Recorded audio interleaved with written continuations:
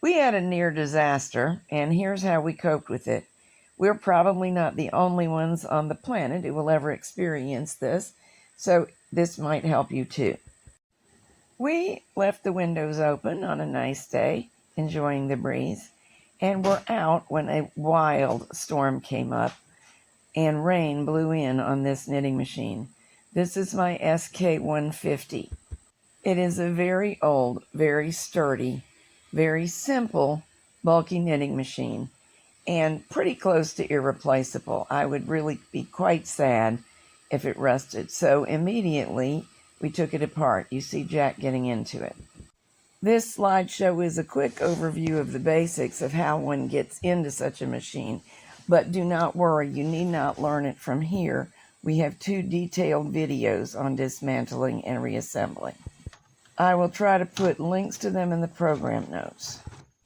Obviously, all the water that's in there has to be dried out, and you can see why I was so concerned. I was pretty sure there was plenty, and there was. I literally poured some of that out and then mopped out the rest.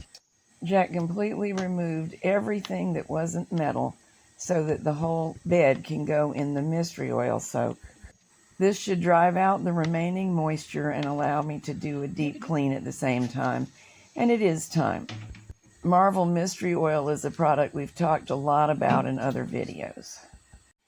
This soaked for several days until I had plenty of time to work on it, and now you are seeing me use LPS1 to wash out all the Marvel Mystery Oil. First we pulled it out of the vat, then let it drain for a good while, and now I'm going to wash it out. This is only step 1. And LPS1 is good because it replaces moisture. So should the mystery oil have somehow missed any, it should get driven out. And then commenced a fairly lengthy process of using LPS1, blotting, wiping, removing crud, and trying other things to remove crud. We like to do the gentlest possible thing first, and that's LPS1 and blue shop towels. But this sort of thing, a blue shop towel is not going to do the trick. So I had to get more stern with it.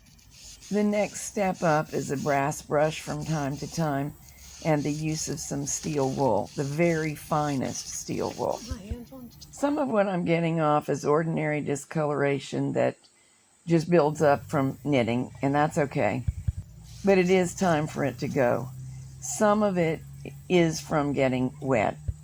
With this age of machine, I might not be the only one who's had a mishap, so maybe it didn't all happen from this one incident, but I did find some little rust spots, fortunately few, and very carefully buffed them out. Every time a cleaning step is repeated, we use LPS1 generously to try to wash out the debris that it's loosened without leaving it in there where it could harm the mechanism itself and certainly won't make knitting easy. I was particularly concerned that in these channels that the needles slide in, I could literally see debris, little bits of sticky old fibers clinging to the walls of those channels. That is not going to make for smooth knitting, so they all have to go. I used my rat tail brush in 2 places where the sponge bar would ordinarily go and another place that it helps to clean out. It does get the brush quite dirty, but the brush is washable. It's worth doing. I did not really feel that we were getting a great job done with just the brush. So Jack wrapped the brush in a cleaning cloth and ran it through for me.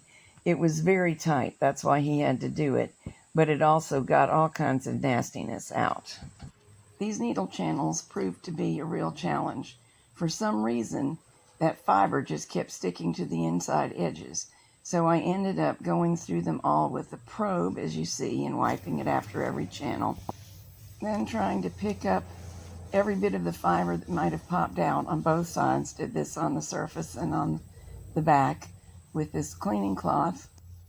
And then using the cleaning cloth with my fingernail poking into its wrapping to go through, once again, every single needle channel.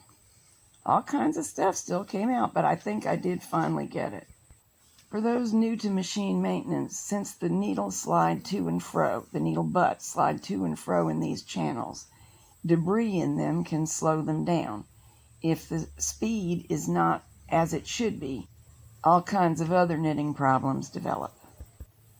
Final polishing with the cloth, both from the top and from the bottom, and a final going over with the LPS food grade silicone. Quick reminder about the difference. LPS 1 cleans and displaces water and lubricates lightly. The silicone is the more durable lube. We have a couple whole movies on the chemicals. That's just a quick reminder. And the silicone is what I used on my needles, wiping them down with it. Only about half a dozen had any real dirt on them, and I used the brass brush on them. So the machine is back together. Here's a little bonus for you. You may recall me successfully substituting aquarium tubing for the sponge in hobby machines. In fact, I've been using it in this SK150 also, but it will not go in by itself as it will in a hobby machine. What you have to do is pry off the clip on the end of an emptied out sponge bar tray. Here are the wings that hold the clip in place pried open, and this is the reason I haven't been recommending it.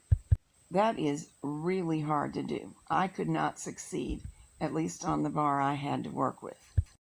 My successful trial was based on something that I couldn't get to work every time, so I could hardly recommend it to you. But basically, I tucked the tube under the sponge bar and very, very carefully fed it in. And if the tube stays under the sponge bar and is held in place, it functions really well.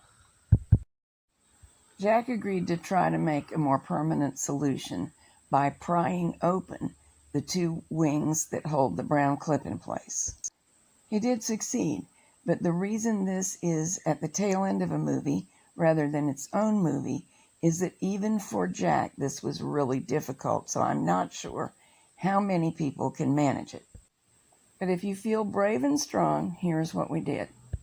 Pry open the metal wings, remove the brown clip or whatever color yours is, tuck the end of the tube under the clip, and close the wings over everything. Clamp down really tightly.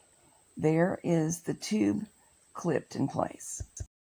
We did this on the leading end only for this trial.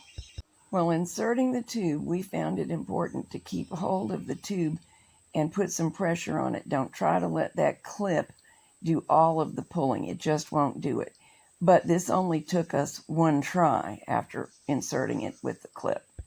So this is possibly something that will work for others. I'd like to emphasize that it's tricky enough that if you have a good sponge bar available, you should probably use it. And this is the only metal bed machine on which I have tried using tubing, even with a bar attached. The decision to mention it at all was a hard one because things could go wrong. However, in some parts of the world, people are having real trouble getting sponge and sponge bars, so it's certainly worth a try if you are desperate. Happily, I'm not desperate, but I decided to do it in the interests of science. To make sure the sponge is correctly positioned, compare the tension against the needles. If they feel the same on both ends, it's probably in there correctly.